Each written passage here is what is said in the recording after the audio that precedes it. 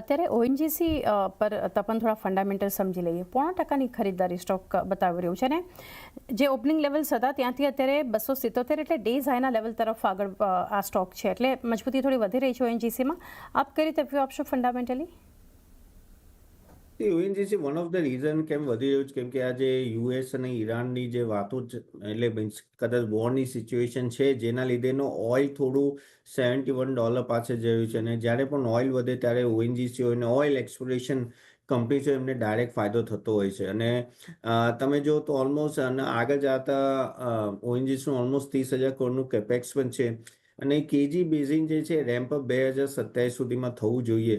Volume growth બહુ મોડેસ્ટ છે, 3-4% આજુબાજુ રહેશે, પણ અગર બ્રેન્ટ 70-80 વચ્ચે રહેશે, 75, તો આઈ થિંક ઓએનજીસીમાં થોડી તેજી રહેશે. સો પણ મને એવું લાગે છે કે 75 ઉપર નહીં જાય.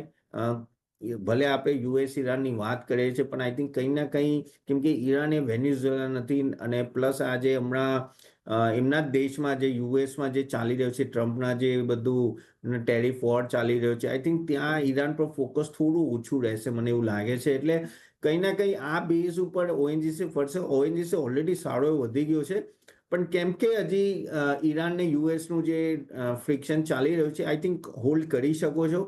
હા, ઓઇલ પાછું જો અગર 60-65 જશે તો આ સ્ટોક પ્રાઇસ પાછો નીચે આવશે, પણ હમણાં આઈ થિંક હોલ્ડ કરવાની સલાહ છે. નવ બાઇંગ આ લેવલે ની ના છે.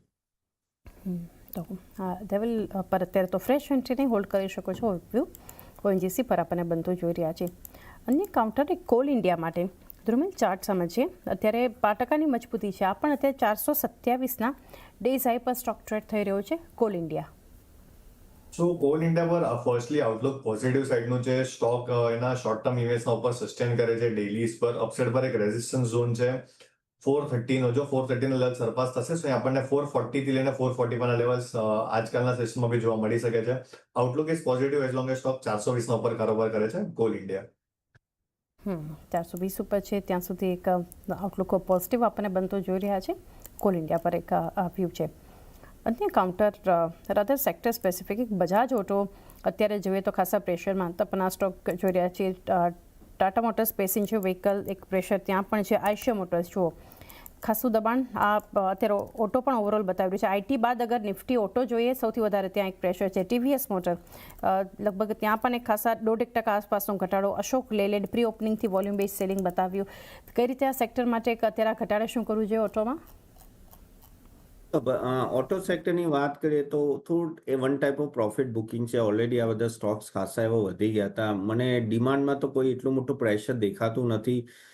જીએસટી રેશનલાઇઝેશનનું હજી પણ 1-2 ક્વાર્ટર પોઝિટિવ ઇમ્પેક્ટ રહેશે, અને આઈ થિંક ધીરે ધીરે ડિમાન્ડ એ વધી રહી છે. અગર તો ઓટો ઇન્ડસ્ટ્રીમાં મને એટલું ટેન્શન નથી. હા, કેમ કે વેલ્યુએશન થોડા હાઈ પહોંચી ગયા, તો એક આઈ થિંક 10-15% ઘટાડો આવી રહ્યો છે બધા ઓટો સ્ટોક્સમાં, પણ આઈ થિંક એ હેલ્ધી કરેક્શન છે. આઈ થિંક થોડા નીચે આવે તો જે તમે નામ કીધા એમાં આપણે તમને અગર લોંગ ટર્મ વ્યૂ હોય તો ધીરે ધીરે એક્યુમ્યુલેટ કરી શકો છો. અહીંયાથી જેમ જેમ આઈ થિંક ડિમાન્ડ અપ જશે અને સમહાઉ ઇન્ફ્લેશન કંટ્રોલમાં છે, અને હજી પણ મને લાગે છે કે 25 બેઝિસ પોઈન્ટનો કટ આવવો જોઈએ. તો મેં ઇન્ટરેસ્ટ રેટની વાત કરું તો એ પણ આઈ થિંક ઓટો સેક્ટર માટે ફાયદાદાયક રહેશે. તો yes, I am quite positive.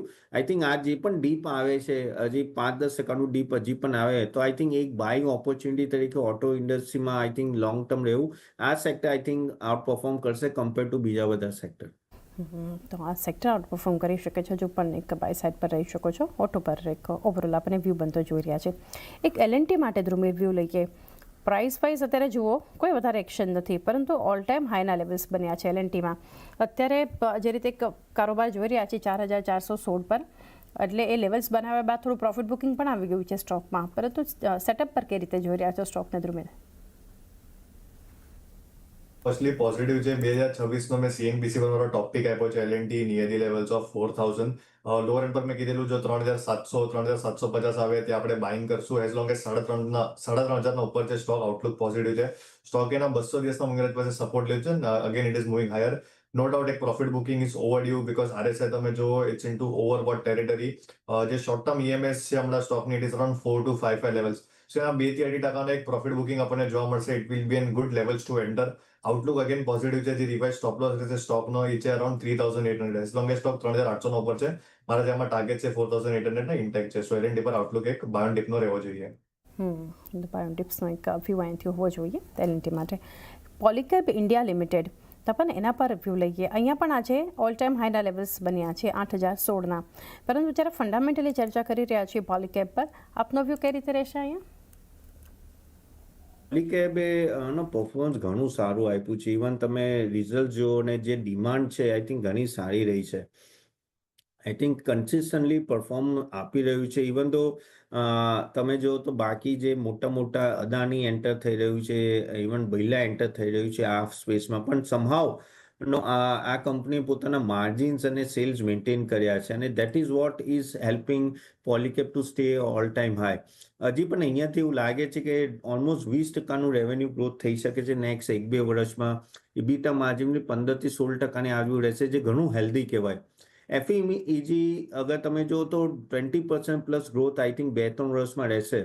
એક્સપોર્ટમાં પણ હવે ધીરે ધીરે વધ્યો, જે હમણાં 10%ની આજુબાજુ છે.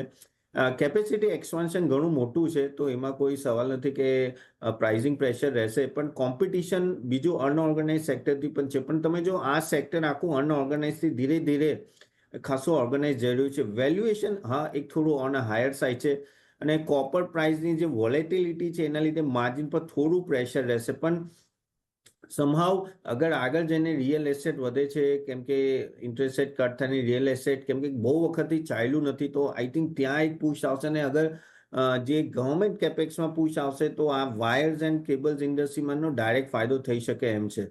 અને તમે જો આરઓસી સ્ટ્રોંગ છે, તો yes I am quite positive. Overall cash પણ છે એ લોકો પાસે સારું, પણ કેમ કે સ્ટોક ઓલ ટાઈમ હાઈની આજુબાજુ જ છે, તો મારા હિસાબથી બાય ઓન ડિપ્સ કેટેગરીમાં પણ yes somehow it is bin out perform ને આગળ સારું પરફોર્મ કરે એવું લાગે છે.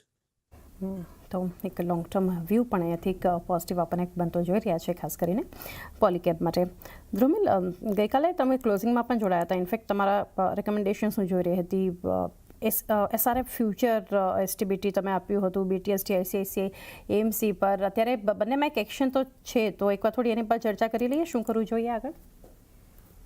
વાત કરીએ આઈસીઆઈસીઆઈ એએમસી ની સ્ટોકમાં હમણાં આપણે જોઈએ 3167 ના લેવલ્સ ચાલી રહ્યા છે. It is up by 1.1%. અહીંયા પ્રોફિટ બુકિંગ કરો. 3200 ના ટાર્ગેટ હતા, but overall seeing the market conditions હમણાં એક સારું પ્રોફિટ જોવા મળે છે બીટીએસટીમાં. સેકન્ડ જે પિક હતો એસઆરએફ હતો. એસઆરએફમાં બી તમે જો ફ્યુચર્સમાં આપણા જે ટાર્ગેટ્સ હતા 2600 ના હતા. સ્પોટ હમણાં ફ્યુચર્સમાં આપણે જોઈએ 2601 ચાલી રહ્યું છે, જે લોસ બને છે 2599 ના છે. સો અહીંયા આપણને 2% નો મૂવ મળ્યો છે. સો અહીંયા તમે પ્રોફિટ બુકિંગ કરી શકો છો. બંનેમાં એક પ્રોફિટ બુક માટેની એક સલાહ જે છે આપણને એક બનતી જોઈ રહ્યા છે. એસટીબીટી એસઆરએફ ફ્યુચર માટે હતું અને અહીંયાથી બીટીએસટી બનતું આઈસીઆઈસીઆઈ એએમસી માટે બનતું જોઈ રહ્યા હતા.